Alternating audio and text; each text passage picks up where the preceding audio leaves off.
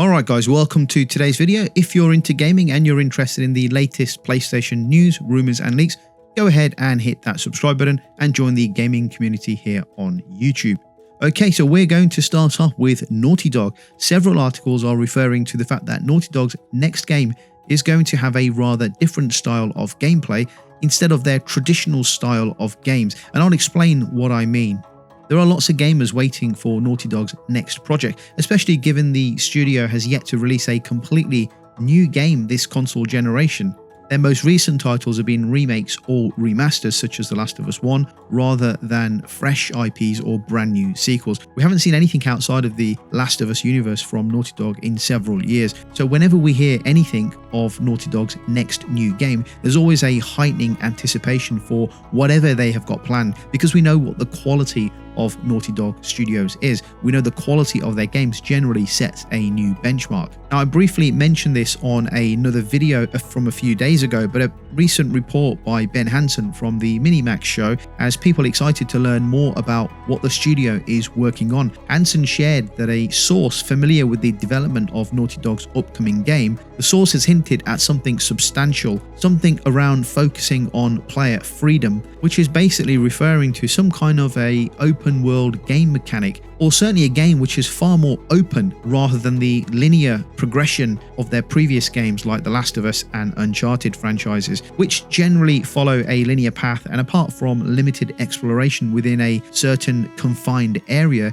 you're really confined to following a set path or a set way to complete the game. With this new focus of player freedom, this indicates that perhaps the players have multiple ways of completing the game like you would have in a traditional open world game. Hansen avoided revealing which game Naughty Dog's title was being compared to, but the phrase player freedom opens a door to some interesting possibilities. Could this game follow the likes of Elden Ring or Baldur's Gate 3 or The Legend of Zelda Tears of the Kingdom, all known for offering player expansive, open-ended gameplay experiences? The idea of giving players more autonomy in how they engage with the game's world and characters would mark a significant evolution for Naughty Dog's design philosophy. Recent job postings by Naughty Dog hinted at the possibility of a shift to first-person or hybrid gameplay styles, which also add to the rumours that the studio is mixing it up in terms of the style and type of game that they are building. Certainly fascinating to hear more about what Naughty Dog have cooking at the studio. Okay guys, let's move on. As each day passes, more and more games are being confirmed to have PS5 Pro enhancements.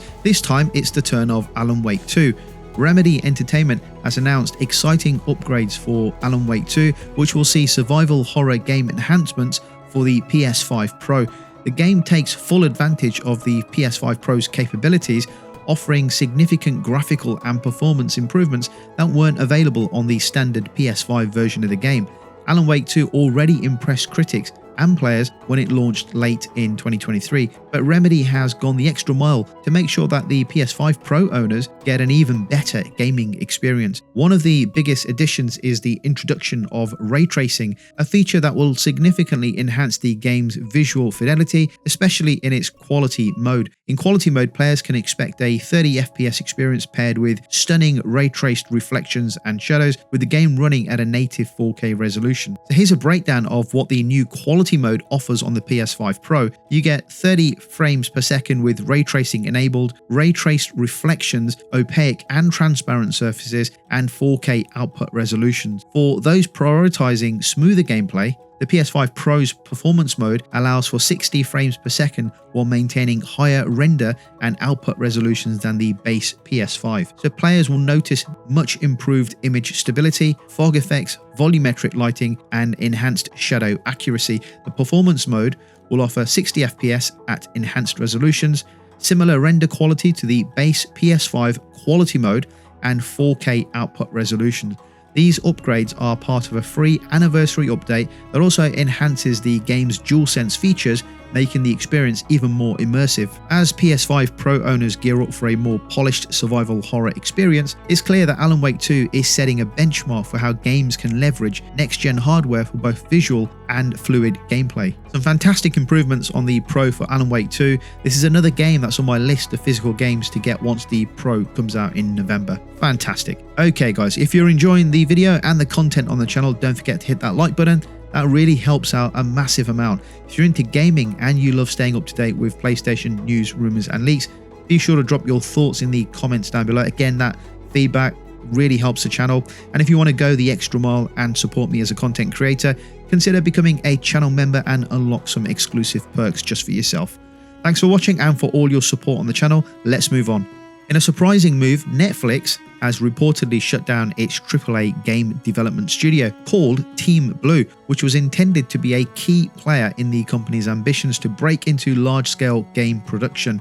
The Southern California-based team had been active for less than 2 years, but its closure now leaves several high-profile developers without a project or a job. When Netflix first ventured into game development, it seemed like the streaming giant was ready to go all in on creating high-quality console-level experiences. Team Blue was a major component of this strategy, bringing on board industry veterans like Joseph Staten, known for his work on the Halo and Destiny games, and Raf Grassetti, the lead art director behind God of War. These names alone suggest that Netflix was serious about creating games that could stand out alongside industry's best AAA titles. However, it appears that Netflix has shifted its priorities. Whilst most of Netflix games' efforts so far have been mobile-centric or small-scale releases, Team Blue was meant to deliver larger, more ambitious projects. Unfortunately, the closure of the studio marks an abrupt end to that vision. We may never know what innovative ideas were brewing with Team Blue, but it's clear that Netflix is re-collaborating its gaming strategy. As Netflix continues to figure out what it's doing with its gaming sector, the company's future efforts may return to smaller,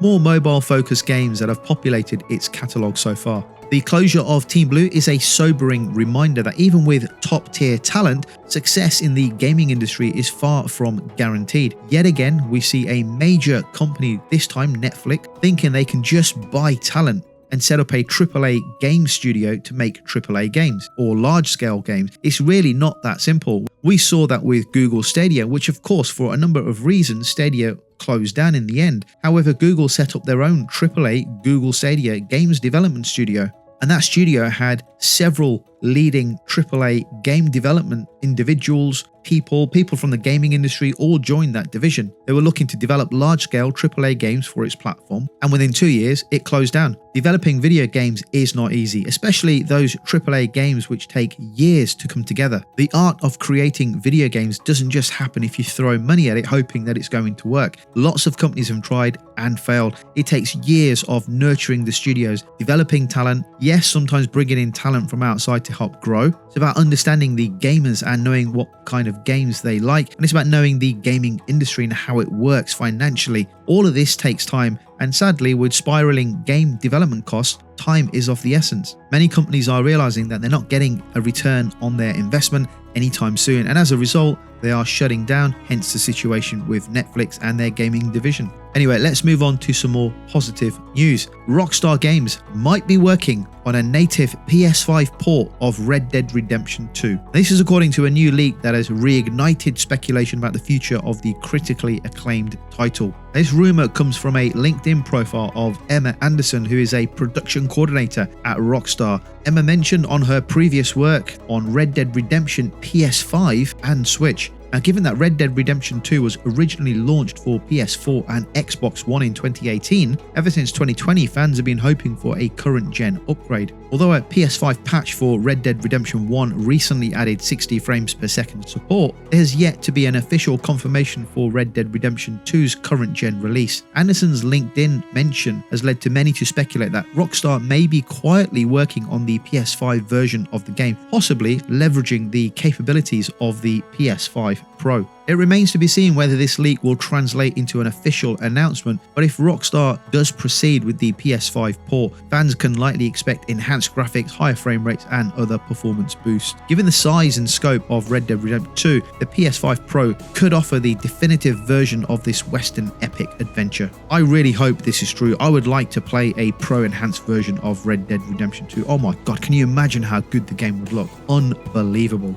Okay guys, let's move on to some rather disappointing news if you're a fan of Killzone. So fans of the Killzone franchise may need to temper their hopes for a new installment of the game. as Guerrilla Games appears to have moved on from the series that made them famous. According to the studio's art director Roy Postma, the team has no immediate plans to return to the dark, gritty world of Killzone, opting instead to focus on the vibrant post-apocalyptic universe of Horizon. Postma explained that after Killzone Shadow Fall, Guerrilla wanted to explore a completely different tone and aesthetic. Horizon Zero Dawn and Horizon Forbidden West were direct responses to this desire, offering a more colourful and hopeful world in stark contrast to the grim military landscapes of Killzone. While Killzone remains a beloved franchise with a dedicated fanbase, it seems unlikely that Guerrilla will revisit that game anytime soon. However, with Sony's interest in live service games and the success of Helldivers 2, it's possible that other studios within Sony's portfolio could take up the mantle and develop another Killzone game in collaboration with Guerrilla. For now, however, Guerrilla is fully focused on expanding the Horizon universe. That's not good news for anyone looking forward to a new Killzone game. I mean, it doesn't have to be Guerrilla Games that actually work on the game itself. Nix's studio did a pretty decent job of the Horizon remaster. I know they are the